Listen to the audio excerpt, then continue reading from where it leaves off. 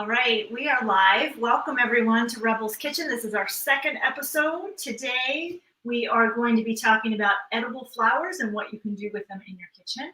So I'm here with Connie. Connie, how are you doing today? I'm fabulous. Wonderful. Good, good. This is humid, lots of flooding, but yeah, Connie's on the East Coast. Big hair. Go ahead. No, we're so glad that you're safe and yeah. Really It's been an interesting week. It's been an interesting week. Yeah, we have a lot of people in this area, basically the tri-state area that got inundated. You know, Maryland, New York, New Jersey, PA. So a lot of people suffering, a lot of people that are just homeless between tornadoes and flooding. So yeah, we're safe here in this part of the Philadelphia area, but there were parts that weren't so good, like Manioc. But anyway, yeah, we're hanging in, and we keep everybody in our prayers. Good, good. We're sending blessings to everyone out there. Thank you. Yeah, I have heard so many stories. It's really, really scary, and I'm glad that you guys are all safe there. Yeah, we're cool. Good. So today, edible flowers. Some people may not know that I won't say all edible flowers are edible. You can eat them, but most of them are, and the ones that we use in our gardens especially are. I'm a big fan of marigolds. I have all of these marigolds, and I think we used this on our last show with the hummus a little bit. So I'm going to talk about what we can do with marigolds. There are several things. I'm also going to talk about roses, because roses are still out here too. So I picked a few roses this morning. I'm going to talk about what we can do with those. And then I think you had at least 2 to 3, 4 different flowers. So you're going to talk about what you have. Yeah, I basically picked nasturtium from my garden, which is basically, pretty much came in orange. I have some yellow. They're gone, but this is a variegated one. I love this one. It's the. Can you hold that up, like closer to the camera? Yeah. Oh, yeah. With the red there. And I have this in a salad. So just so you can see, this is absolutely gorgeous in a salad, but a lot of people don't know if they receive this in a restaurant, they put this flower to the side, but it's edible. And I just wanted to show it in a salad because it's really, really beautiful. And I have roses as well that I picked, and marigolds, but different types of marigolds. So this is one. Yours, this is probably more similar to yours, Sherry, which is a traditional marigold. I have roses as well. These are knockout roses. I have a squash blossom. This is a blossom that I picked from a butternut squash about 15 minutes ago.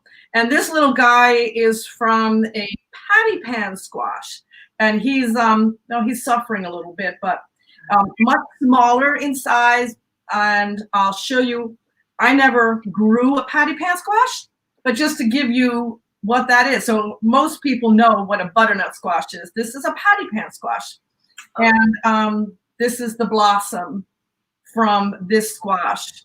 So the flowers of this squash are edible, as are these from the butternut, and from most others. I think kale flowers, sage blossoms, most of the blossoms. I'm not sure about cucumbers. Sherry, they're smaller. They're really tiny. I never ate those. I would think so. I mean, I'm thinking we'll have to look that one up. That's a really good question, but I would imagine, because I know, or I was thinking the same thing about tomato blossoms, although those where the fruit comes from, so you wouldn't necessarily want to eat them. Yeah. But, that's a good question. I don't know. I know arugula, you can. The flowers, when we go to flowers, are really tasty.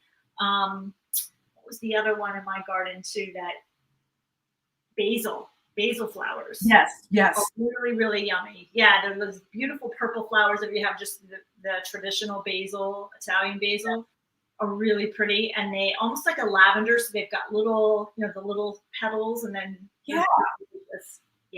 They also get their dried stems on the top that can be great in making herb concoctions if you wanted to dry them. Yes, absolutely. Yeah, basil's really, I don't want to say pungent, aromatic. It All of the parts are aromatic, whereas some, some of like marigolds, you find just like the flowers or whatnot, but all of the stem, everything in basil is really aromatic. So I try to use it all the time as much as possible. I like the idea of putting it in oil. That's a great idea. And just kind I'm going to run and grab a piece just to show everybody. Give me 1 second. yeah. So while I was doing that, I want to talk a little bit about what I'm going to be doing with marigolds today. I picked these off. I'm going to show you. I just snipped them off. Whoops, I lost it. I've got these snippers that I use, and I actually just snipped them right on the stems, and then this is what is left. And then I'll talk about what we'll do with that. So Connie's got her basil in a second. Yeah, we'll just jump back to the basil real quick. So here is the top of a live basil plant, all of which is edible. These flowers are either purple or white. They're still alive. This is the next stage where kind of the leaves, either you eat or they come off, and these are dried, but also fabulous. You can just pull these off and stick them in your little jar, and the next thing you know, you've got this wonderful fragrant. You can use it in olive oil as well. And then here's the last stage where the entire stem is ready to be dried, or it is dried, and you can do whatever you want with it. You can use it in recipes, you can infuse it in oil, but here are the 3 stages basically of the basil, but all can be used from beginning to end. So, little sidebar, thank you. Great, perfect. That's perfect. So do you want to start? You want to start with your nasturtiums, or? Well, well, you know what? Why don't I start with maybe the roses, because the nasturtium I know can be used. Well, I just want to back up, if it's okay with you, that we could talk about maybe edible flowers in general. And then we can maybe hone in, if that's okay with you. Sure. I've learned a lot doing this segment. Even though I've grown a lot of these, I didn't know that a lot of these were edible. These meaning violets or pansies, flowers that I've had in my garden over the years. I never thought.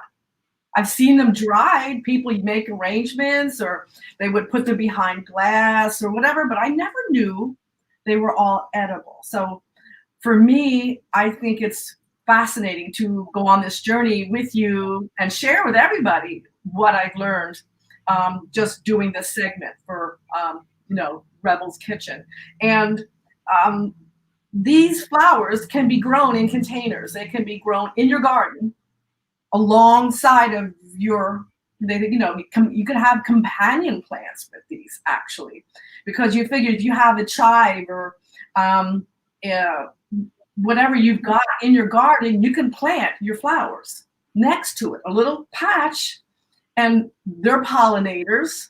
That helps bring the bees in, helps pollinate not only the flowers, but your vegetables. So that's kind of cool. You can do them in containers. You can do them in vertical boxes.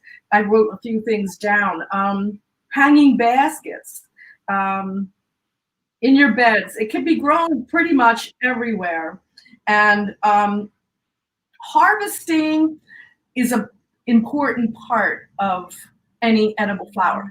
So if you harvest or pinch off the pansy or the marigold or whatever you're doing, it actually gives a signal to the plant to produce more. Yes. It's actually saying, okay, we're cool.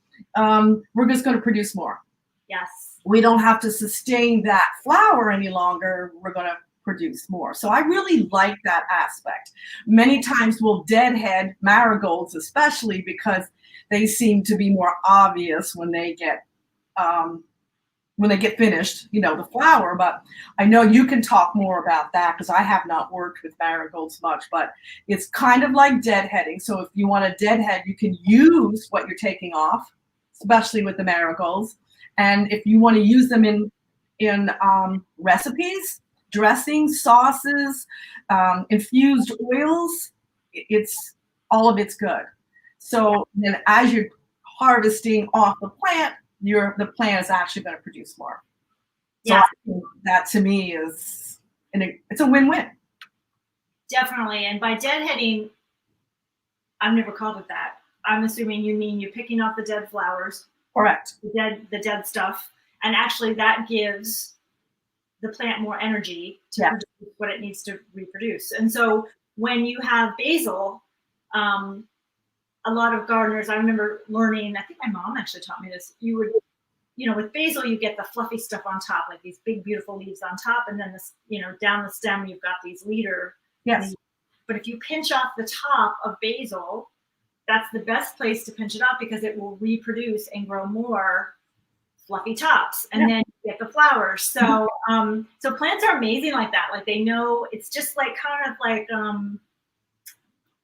with us when we're, I don't know, when you take a shower or a bath or, we're cleaning your, whatever, you're kind of removing everything that doesn't belong, that's done, right? Dead skin, whatever. I know that's a weird analogy, and you're allowing everything else to flourish. So that's what's happening with the flowers. So it's a process.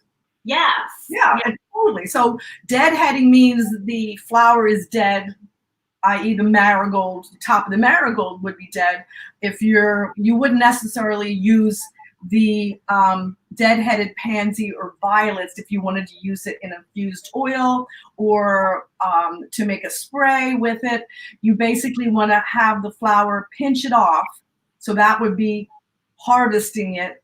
And you want to do it in the morning before the heat of the day. That's the best time, especially in the summer when things get hot and the plant really kind of wilts. You want to get it when it's most vibrant, and that would be in the morning after the dew is off, and that's when you would harvest your live plant. So the deadheading is one thing because the flower has already died, and you're just going to harvest, say, the seeds from that. And then if you just want to pick it, harvest it for a salad or oil or whatever. You want to do it in the morning after the dew has dried and it's at its freshest. Yes, exactly. Thank you for bringing that up. That's a good point. And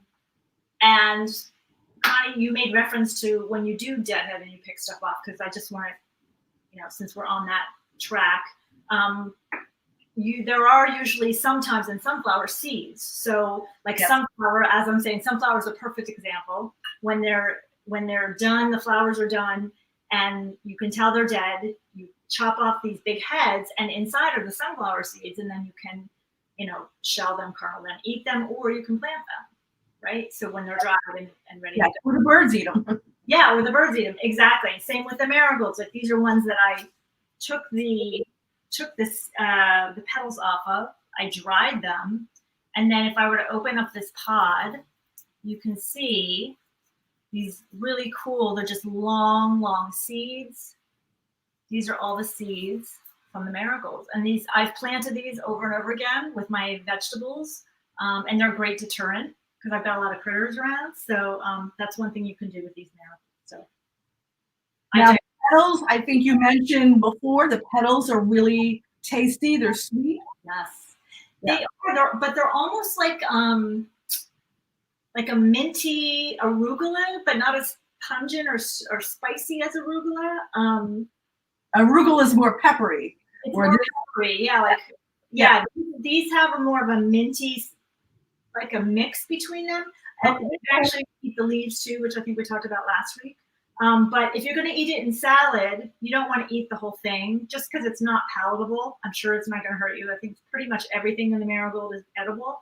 But you actually want to remove the petals, just pulling them out. And you'll see there's a little bit of seed there.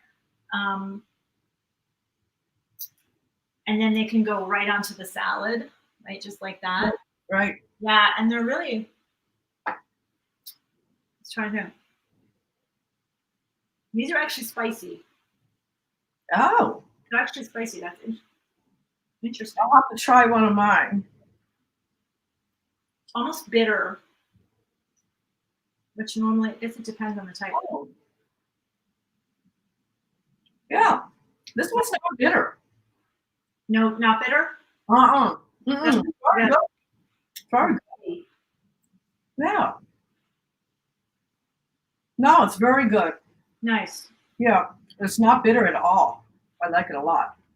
Yeah, I like those yellow ones. I've yet to see those around here. We just have. What, these yellow ones these guys? Those are really pretty. Yeah, aren't they?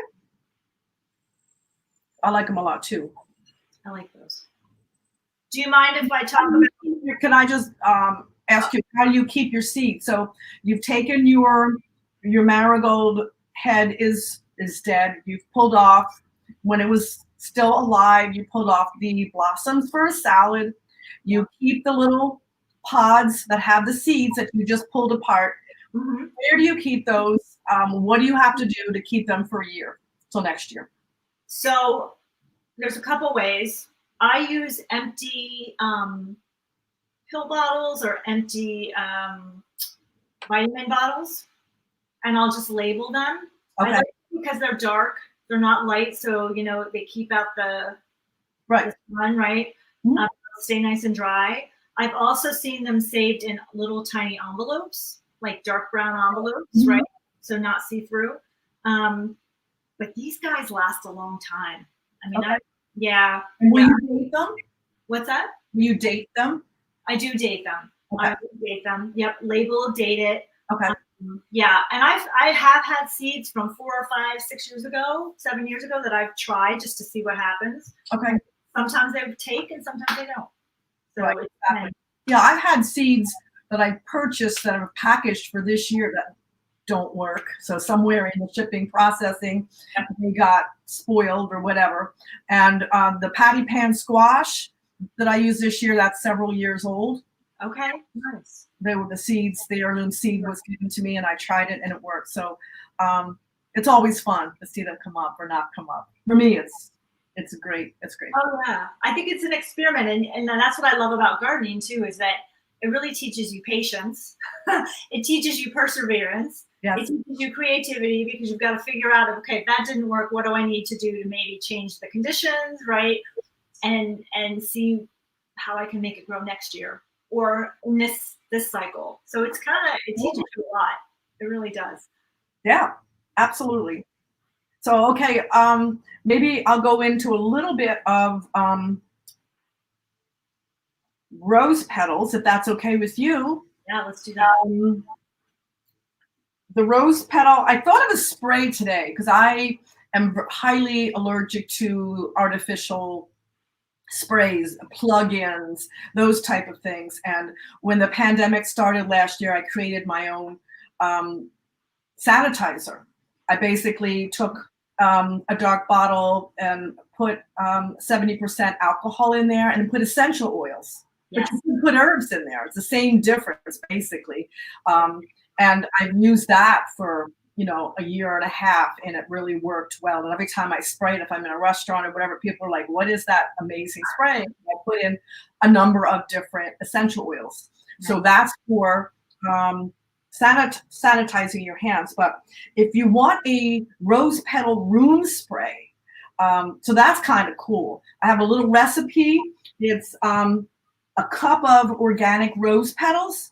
And again, if your roses are grown in a setting that has no chemicals, that the roses came from a clean source, they're pretty much organic.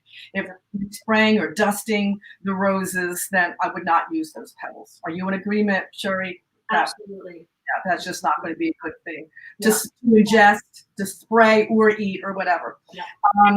2 cups of filtered water. So 1 cup of petals, organic. 2 cups of filtered water, 4 ounces of witch hazel. You can buy that pretty much any place at all. Most of your pharmacies have that. And you put it together and you simmer it. And again, I guess the timing is, maybe 20 minutes, half hour.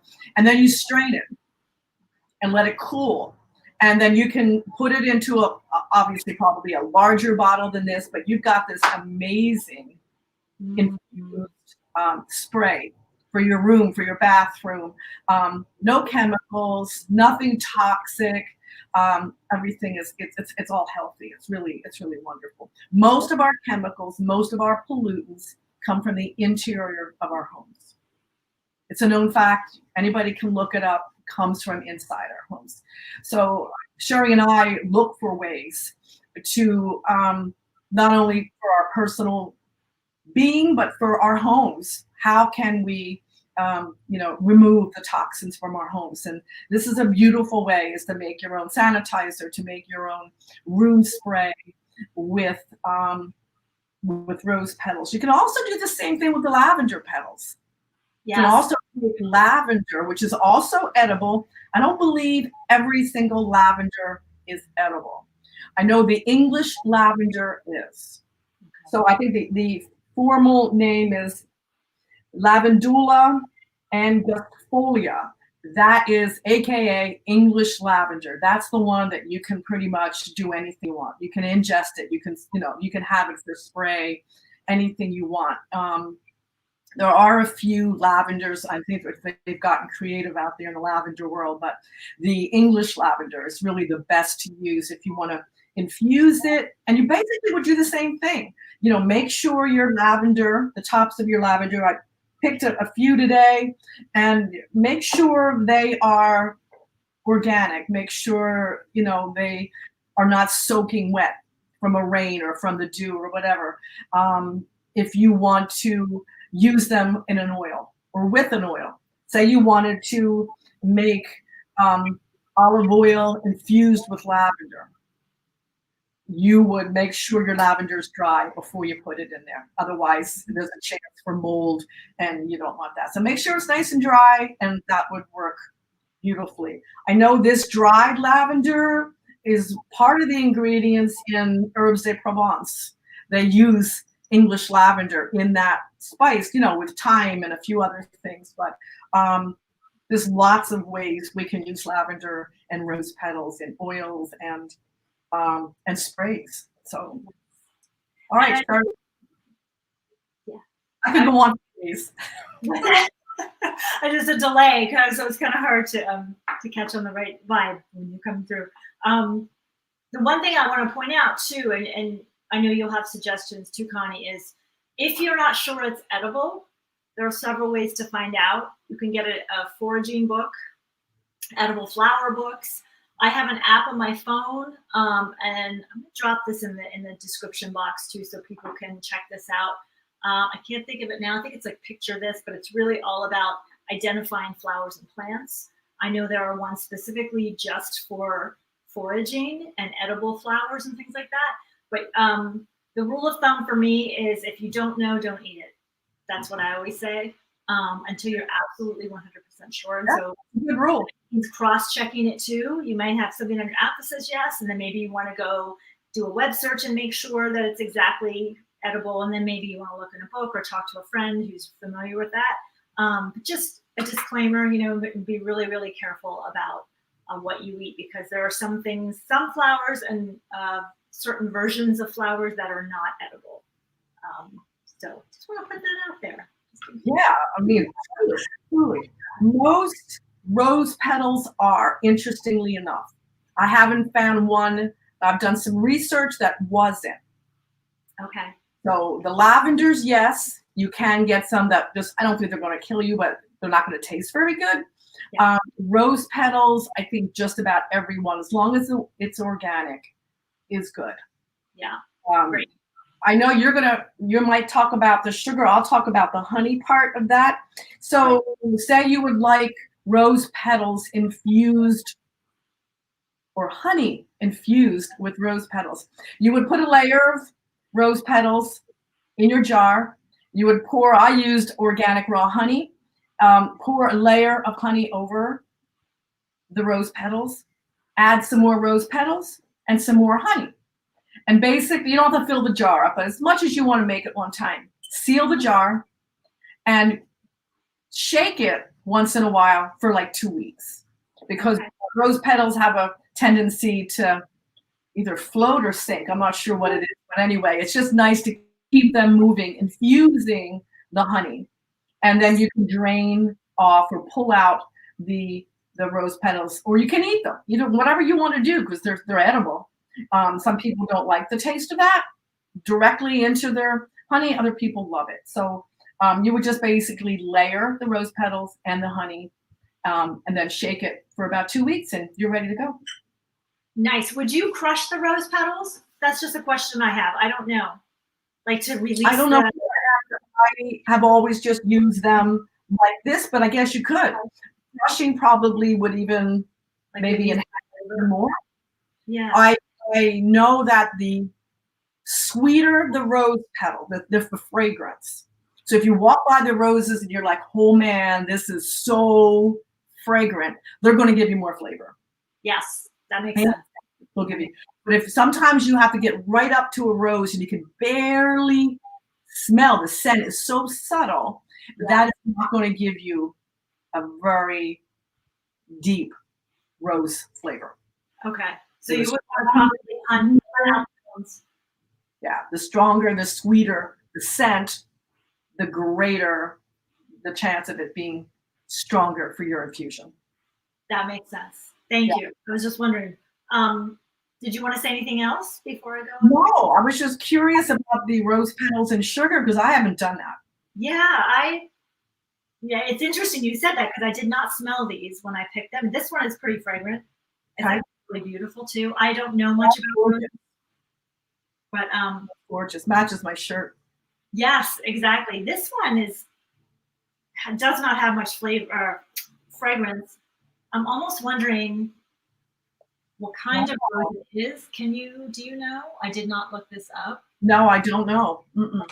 Definitely a rose. Yes. A lot looser and just kind of, I'm going to taste it. It's not unlike my knockout. Well, that's a very loose one. This is a knockout. Yeah, this has no flavor, which is interesting. Oh. That's what makes me wonder. Is it like a rose look-alike? But I don't think so. It looked exact. The rose bush is a rose bush. Let me just try this one. Oh, this is nice. Oh, this is really beautiful. Yeah. Well, that just reinforced what we just spoke about. Lack of fragrance, not much flavor, taste, more fragrant, much more taste. Yeah, this is almost fruity. It's kind of interesting. Oh, it's not a ton of fruit, but it's just the fragrance and the taste is awesome. Yeah, so I'm not going to use these white ones, although they're really pretty. And I have more in this jar. I was going to trim them off. But what I'll say is, so I've seen this. I've not done this with roses. I've seen it. But I had a friend, and still a friend, who had a wedding when she got married. She actually took violets and sugared the violets and put them on a garnish. Yeah, that's cool. Beautiful. Yeah, and she does a lot of things with flowers and sugaring flowers, edible flowers. So I'm kind of curious to try this. What I'm going to do is just cut off. I just want to cut off the stem a little bit. Let me get to it. I have a bowl of sugar here. This is just regular granulated. I think that extra fine might work really well. I think that would be really pretty, I don't usually do white sugar. I'm just going to say that. But this was in the house, so it works best for sugar. Coconut sugar? Could you use coconut sugar? I thought about that, but it's too granular? It's too bright. Well, it's too coarse. And I think the color of it too would really kind of mess with the color of the, it's too much of a opaque, Okay. So I prefer I think I'd like to maybe run this through like a blender or something just to get it real fine if you don't have super fine sugar. And then I have an egg white in this bowl and I have a clean paintbrush. So what I'm going to do is just remove really carefully. I'm just going to take the petal out just one by one. So I'm just kind of snapping them off. You can probably even hear it. These are just beautiful roses. I almost hate to take them apart. Yeah, it's so beautiful, the colors. And the taste, oh my gosh, it's like coming up. It's like still in my palate. It's just beautiful. So I've got 4 here. So all you're going to do, I'm going to move the sugar over here. You guys may not be able to see it.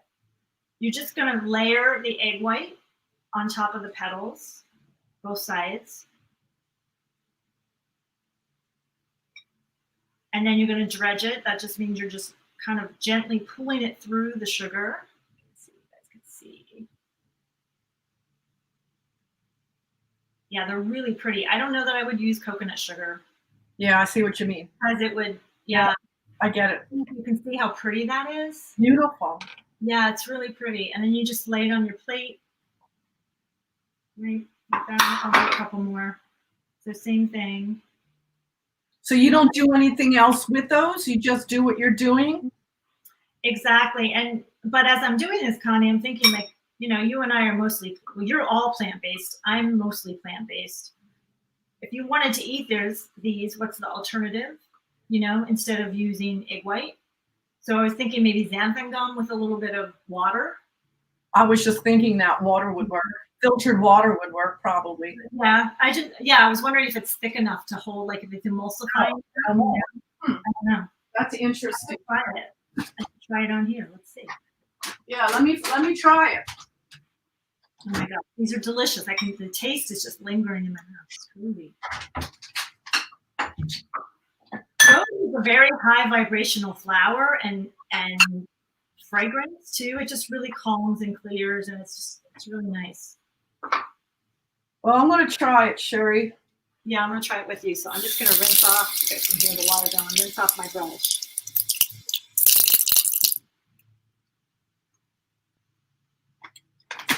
I don't have regular sugar. I only have coconut sugar. So let me see. I only use this for. Oh yeah, it does work. It's a little clumpier. Yeah, but it's not. So we can see once it dries what happens. I didn't even get an opportunity.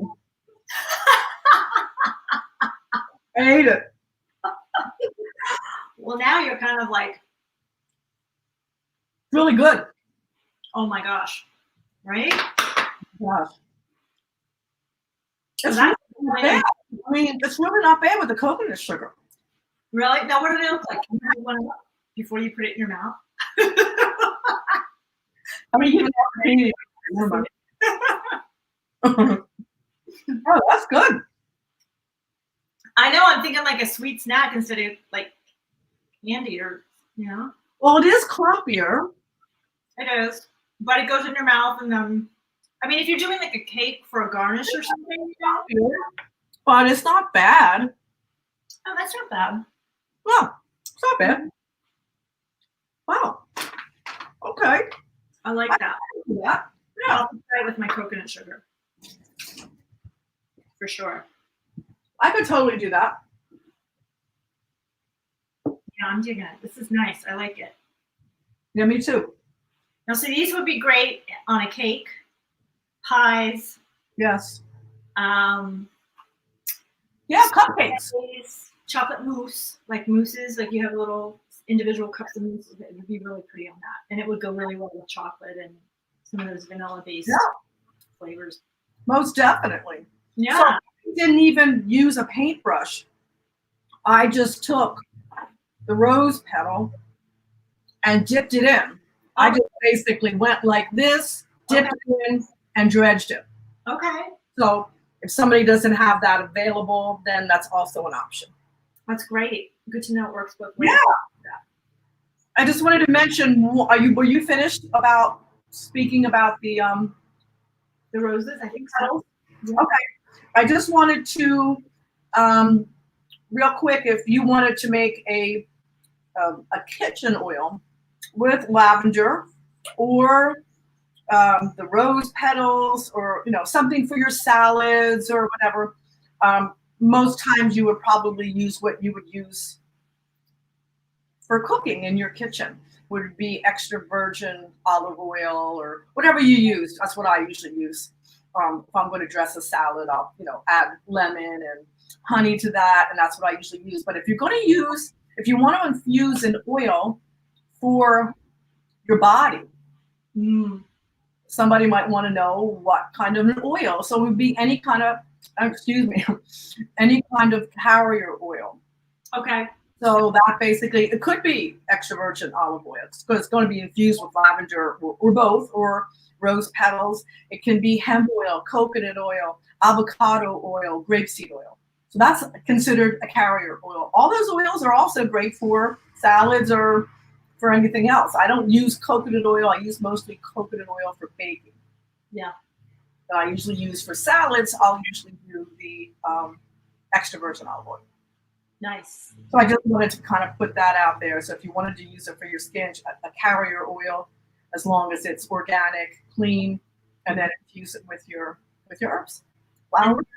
I just wanted to point out too, there are some carrier oils that you can find in the supermarkets, like the organic shops and whatnot, that are not really edible. So you have to be careful that, like the ones you spoke about are all edible and they can be used on your skin. Yes. It doesn't necessarily work the other way around. Like jojoba oil is, I think, is not edible.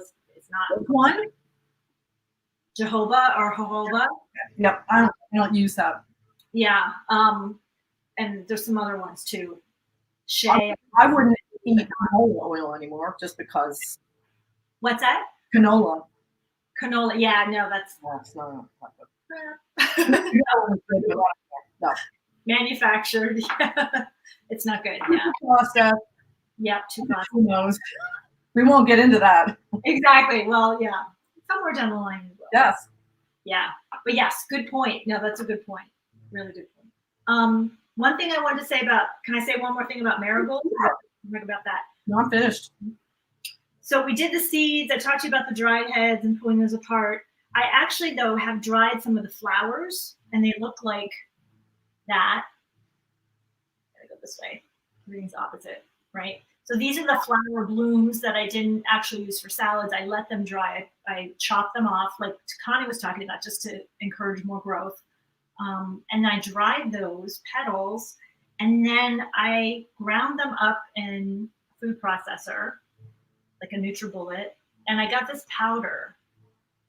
And I will use this, and sometimes I'll use the stuff that I didn't grind up in a tea ball with some dried mint leaves, some dried basil leaves, you know, a little bit of lemon rind, whatever you guys have around, dried apple, and it'll make a really nice tea. So, and it's supposed to be really fabulous. That's fabulous. Dried leaves, yeah. So I just want to talk about that too, because a lot of these flowers that you dry, you can use in teas. I actually picked, was telling Connie this before we got on, star jasmine flowers. Apparently one type of jasmine is edible, but I wasn't quite sure. I'm pretty sure it was a star jasmine. I didn't want to take my chances, so I actually threw them out. But jasmine is great for tea, so the flowers are really good. So you can dry the flowers, the star jasmine, and then put that in your tea ball too for tea. That sounds fabulous. Yeah. Yeah, the tea component is great. I'm a big tea person. That's like fabulous. Really. Thank you for bringing that in. That's wonderful. Sure. That's really good. Yeah, yeah. I think one of the things we're trying to let everybody know is that there are things in your yard and in your neighborhood that you can eat, that you don't, you know, we think that, oh, we have to go to the grocery store. Oh, we have to grow it. Well, there are a lot of people, and I live in a city. I live in a major city, and I see people out all the time doing their urban foraging with their bags. So here in LA, you can take the fruit if it's in public space. So that means if there's somebody's yard and the tree is arching over onto the sidewalk and it's giving fruit, you can pick that. And we have a lot of parks and things where there are fruit trees. So we're allowed to do that. And honestly, you can do that anywhere. But just want people to know that you don't have to look, it doesn't have to come from the grocery store. A lot of things that are totally around us, we're able to eat. Oh, dandelions. I forgot about dandelions. Oh, yeah. That's a big one. I know, right? We all have dandelions. I remember my father used to go around with his thing on his back and the sprayer and spray them all, right? Because, we don't like dandelions as gardeners who want a really nice lawn. But I have them in my lawn. I don't have the flowers right now, but I get the leaves all the time, and I will pick them and put them in salads. And we don't fertilize our lawn or anything, so it's completely organic. But that's another really, you can eat the flowers too, dandelion wine. Yes. Do you know anything else you can do with that? The wine. I think you can also infuse them. Yeah. Okay. Really, dandelion tea is huge for digestion. It's like the best tea ever if you have trouble with digestion. It's bitter and astringent. It has just draws some of the toxins and things like that. It's really good for you. Yeah. Thank you for bringing that in. I knew there was wow, of all things, dandelion's right up there. No, really. And it's a flower. I mean, that's wonderful.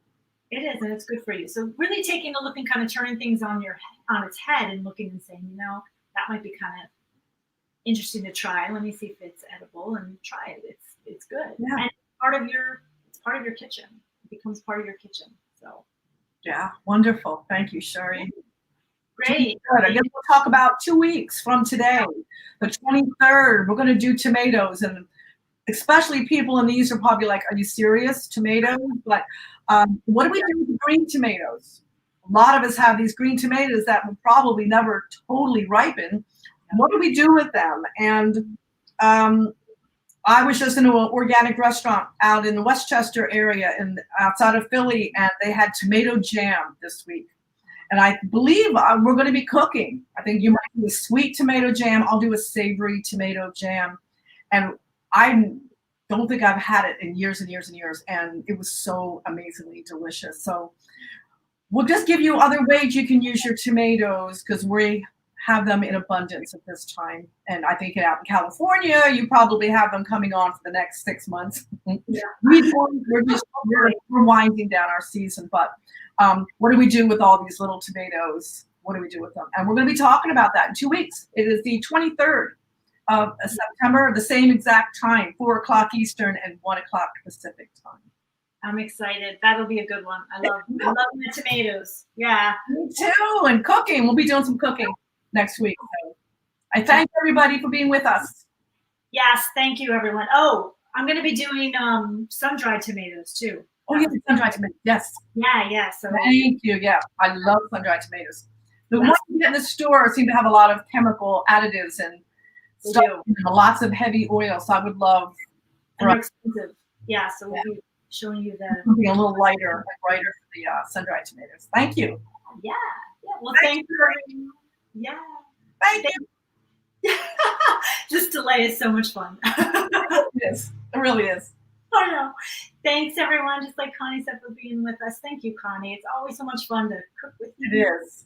Yeah. And we will see you next week on Rebel's Kitchen. Bye, everyone. Bye.